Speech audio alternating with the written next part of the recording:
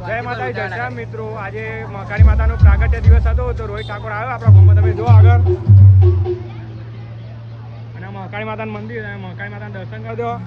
અને ટૂંક જ સમયમાં રોહિત ઠાકોર બૂમ પડાવવાના આવ્યા અને વિડીયોમાં જોઈને રહેજો. આપણે તમને બતાવશું કે રોહિત ઠાકોર કેવું ગાવાનું ચાલુ કરી દીધું.